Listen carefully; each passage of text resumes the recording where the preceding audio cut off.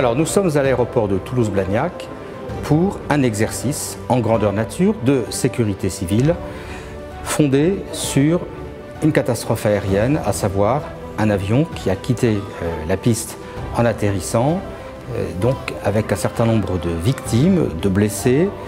Naturellement, la nécessité de déclencher l'ensemble des plans qui sont nécessaires dans ce type de situation. Qu'est-ce que c'est? Le plan Orsec de l'aéroport Toulouse-Blagnac, le plan Orsec nombreuses victimes et puis le plan de secours accueil famille. On simule donc cet exercice et cette organisation. Dès qu'on est alerté par les témoins de cet événement, les moyens sont engagés du service départemental d'incendie et de secours. Deux types de moyens, des moyens pour lutter contre le feu, éventuellement, ce qui n'a pas été le cas sur cet exercice, et également des moyens pour secourir les personnes.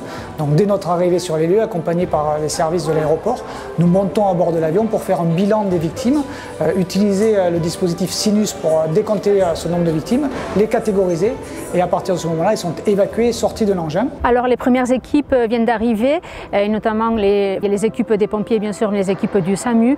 La première chose à faire, ça va être de faire un triage, de dénombrer, d'avoir le nombre de victimes totales, et puis de classifier ces victimes en urgence absolue, urgence relative et victimes impliquées, donc victimes psychologiques, blessés psychologiques. Les extrêmement urgents vont être pris en charge par les services de secours et amenés directement dans les services d'urgence et de réanimation des centres hospitaliers. Les urgents, notamment les urgences absolues, mais qui n'ont pas besoin d'être transférées tout de suite, vont être transférés au poste médical avancé, où ils vont être pris en charge par des urgentistes. Les effectifs de la dite PAF font en sorte de fluidifier l'organisation du dispositif et faire en sorte que l'ensemble des autorités concernées puissent accéder très facilement au poste de commandement opérationnel.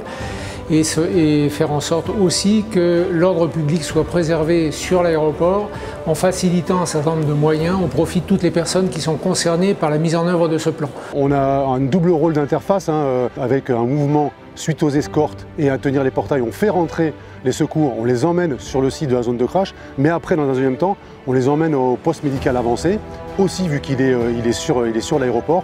Et il y a toute la partie qui est plus technique, où on a aussi des échanges avec ces services-là pour que ce soit fluide, comme vous le disiez. Et au niveau de la DESAC Sud, ce qui est important, c'est qu'on a aussi joué le rôle avec nos acteurs sur Paris, donc en lien avec directement, par exemple, sur des informations sur l'immatriculation de l'avion, sur les passagers, à la fois sur les pilotes. Voilà. Donc pour nous, c'est à la fois important de tester nos procédures pour les enrichir, pour les remettre en cause et aussi mieux apprendre le travail interservice. Et bien sûr, au cœur du dispositif, nous avons la cellule d'accueil des familles qui doit nous permettre, avec l'aide des associations psychologues du monde ou autres, d'assurer un traitement le plus efficient, le plus humain possible pour, je dirais, accueillir ces familles qui sont en difficulté face à un événement dont pour l'instant elles n'ont pas beaucoup d'éléments.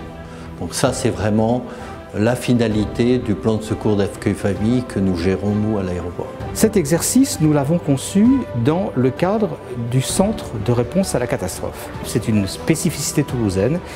Il y a 2 ans, en 2019, un peu plus de 2 ans, le SAMU, le CHU, le SDIS, la préfecture ont décidé de créer ce centre de réponse à la catastrophe. Alors ce genre d'exercice, en tout cas de cette ampleur, est fait 1 fois par an en Haute-Garonne et il est important parce que ça permet de former nos étudiants, que ce soit en médecine, que ce soit nos étudiants déjà diplômés, médecins, infirmiers, praticiens qui vont se former à la médecine de catastrophe. Il est aussi important de continuer à former et à faire des exercices pour bien rappeler toutes les bases de la médecine de catastrophe à nos personnels soignants. Tous ces exercices font l'objet après d'un débriefing à chaud et après, dans un temps un peu plus éloigné, un débriefing à froid qui permet de voir ce qui a marché, ce qui est perfectible et évidemment d'être plus efficace derrière sur le terrain. Donc voilà, c'est vraiment en faisant ce type d'exercice et en 3h30 d'exercice, les enseignements sont très riches. Chacun et chacune met en place son action complémentaire de l'autre, ça fonctionne. Il faut que l'exercice continue, se déroule, qu'on en tire toutes les conclusions Mais pour l'instant, l'image que j'en ai, c'est que ça tourne et ça fonctionne.